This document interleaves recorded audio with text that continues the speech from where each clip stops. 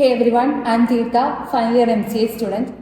So നമ്മൾ ഇന്നിവിടെ discuss ചെയ്യാൻ പോകുന്ന ടോപ്പിക്ക് ഒരു MCA സ്റ്റുഡൻറ്റ് ഫോർത്ത് സെം എത്തുമ്പോൾ അവർ ഫേസ് ചെയ്യുന്ന ഏറ്റവും വലിയ കൺഫ്യൂഷനാണ് whether they should choose an internship or a project. So ഇതിനെപ്പറ്റി കൂടുതൽ ഡീറ്റെയിൽ ആയിട്ട് അറിയാൻ വേണ്ടി നമ്മുടെ കൂടെ ഇപ്പോൾ ഉള്ളത് അനൂപ് സർ ആണ്. Welcome sir. Sir, as A final year MCA student ഞാൻ ഉൾപ്പെടെ എല്ലാവർക്കും ഉള്ളൊരു ഡൗട്ടാണ് ഫൈനൽ ഇയറിൽ പ്രൊജക്റ്റ് ചൂസ് ചെയ്യണോ അതോ ഇന്റേൺഷിപ്പ് ചൂസ് ചെയ്യണോ എന്നുള്ളത്.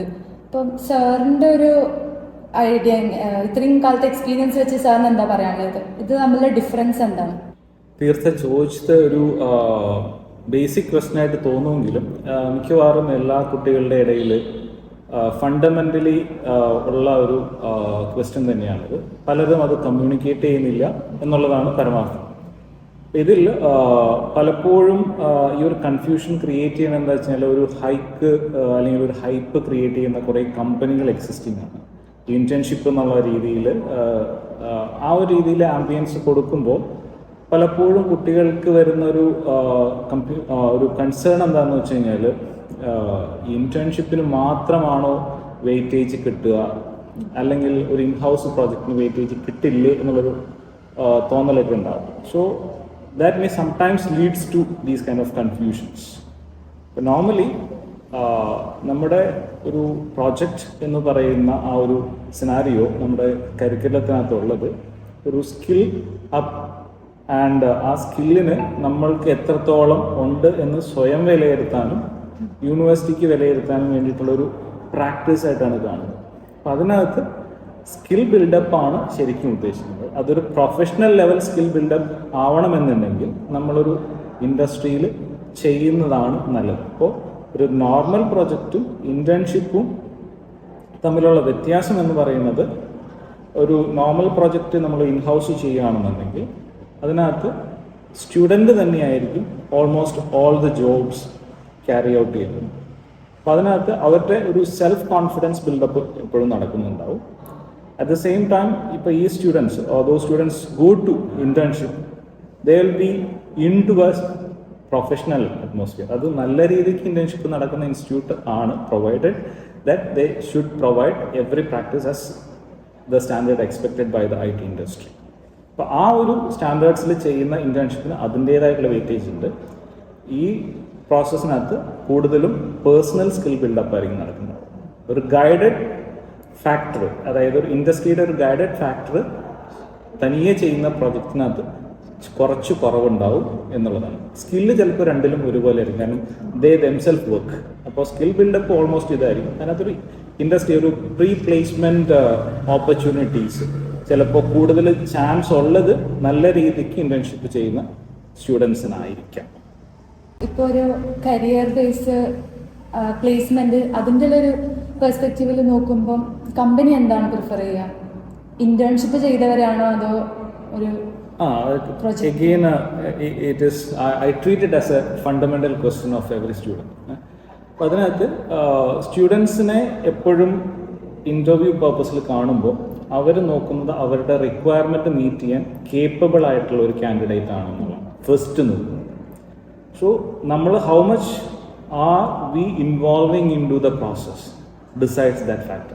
നമ്മളൊരു കാര്യം സോൾവ് ചെയ്യാനായിട്ട് മാക്സിമം എത്ര എഫേർട്ട് എടുക്കുന്നു, ഏതൊക്കെ സോഴ്സുകൾ യൂസ് ചെയ്യുന്നു എന്നതിനെ ബേസ് ചെയ്തിട്ട് നമ്മൾക്ക് കിട്ടുന്ന ഒരു സ്കില്ല് എത്രയാണോ അത് എത്രയും കണ്ട് പോളിഷ്ഡ് ആണോ അത്രയും എഫക്റ്റീവായിട്ട് നമുക്ക് പ്രസൻറ്റ് ചെയ്യാൻ പറ്റും.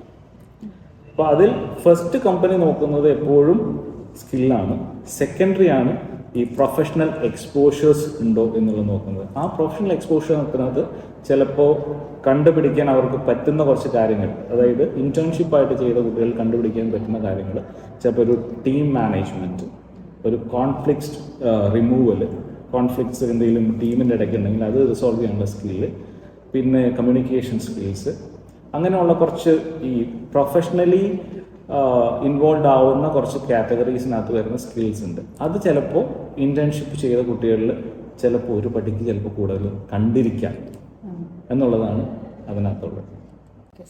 ഇപ്പോൾ ഇന്റേൺഷിപ്പ് തന്നെ പെയ്ഡ് ഉണ്ട്, ഫ്രീ ഉണ്ട്. അപ്പോൾ എല്ലാവർക്കും ഫ്രീ കിട്ടണം എന്നില്ല. അപ്പം പെയ്ഡ് തന്നെ കുറേ ആൾക്കാർ ഇപ്പോൾ അപ്രോച്ച് ചെയ്യുന്നുണ്ട്.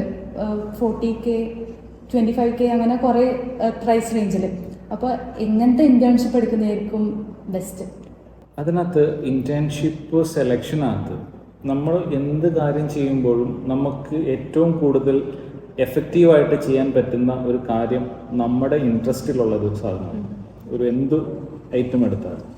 സോ നമ്മൾ ഇന്റേൺഷിപ്പ് ആണെങ്കിലും പ്രൊജക്റ്റ് ആണെങ്കിലും സെലക്ട് ചെയ്യുമ്പോൾ ഫസ്റ്റ് നമ്മൾ ഇമ്പോർട്ടൻസ് കൊടുക്കുന്നത് ഞാൻ എടുക്കുന്ന പ്രോബ്ലം എൻ്റെ ഏരിയ ഓഫ് ഇൻട്രസ്റ്റുമായിട്ട് റിലേറ്റഡ് ആണോ എന്നുള്ളതാണ് നോക്കേണ്ടത്.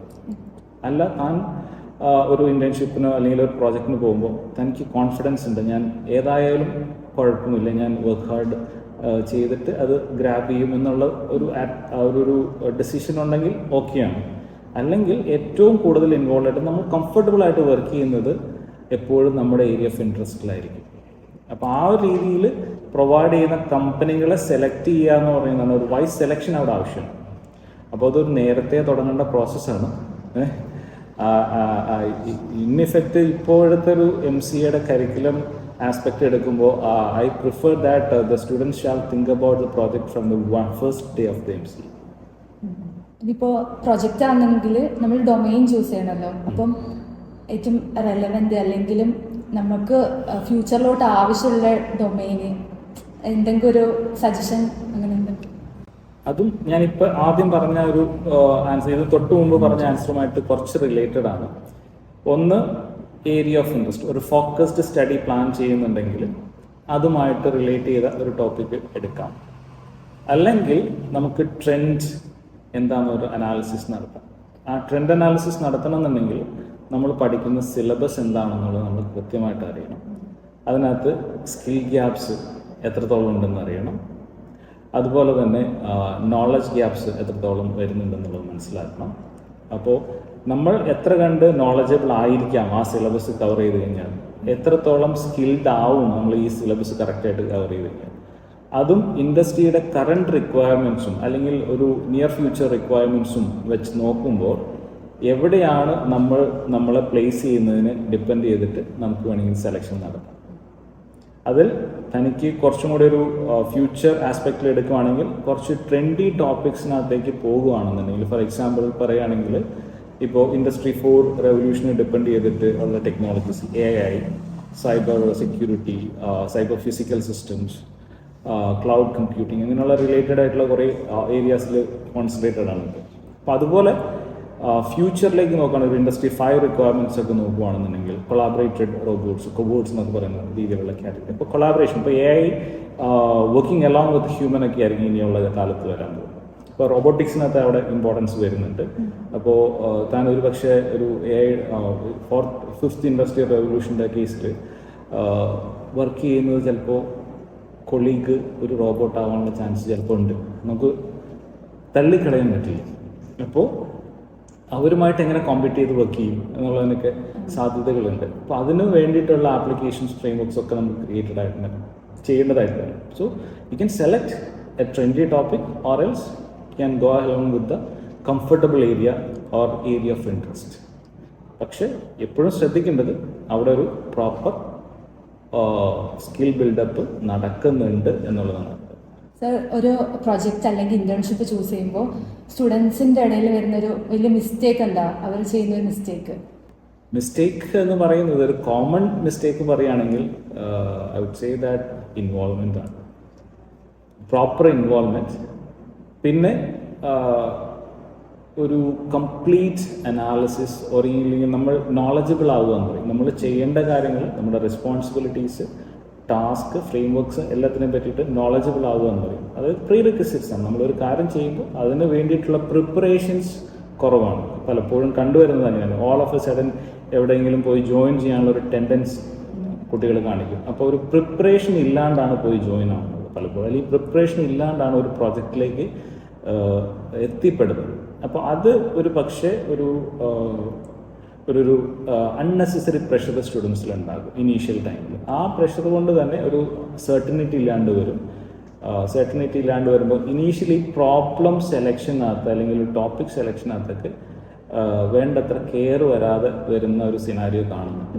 പിന്നീട് അങ്ങോട്ട് ഇപ്പോൾ സെലക്ട് ചെയ്താൽ തന്നെയും പ്രോപ്പറായിട്ട് ഒരു പ്രോജക്റ്റ് എങ്ങനെ ഹാൻഡിൽ ചെയ്യണം, ഒരു ഇൻഡസ്ട്രി സ്പെസിഫിക് ആയിട്ട് എങ്ങനെ പ്രോജക്റ്റ് ഹാൻഡിൽ ചെയ്യണം എന്നുള്ളത് കൂടുതൽ സ്റ്റഡി ചെയ്യപ്പെടുന്നുണ്ടോ എന്നുള്ളത് ഡൗട്ട്ഫുള്ളാണ്. എപ്പോഴും സ്റ്റുഡൻസ് ആ ഒരു സ്റ്റുഡൻറ് ലെവലിൽ നിന്ന് മാറി ചിന്തിക്കുന്നുണ്ടോ എന്നുള്ളത് ഒരു പ്രൊഫഷണൽ ലെവലിലേക്ക് ടു ബിക്കം എ പ്രൊഫഷണൽ എന്ന് പറയുന്ന രീതിയിലേക്ക് ചിന്തിക്കുന്നുണ്ടോ എന്നുള്ളത് നമുക്ക് ഡൗട്ട്ഫുള്ളാണ് പലപ്പോഴും.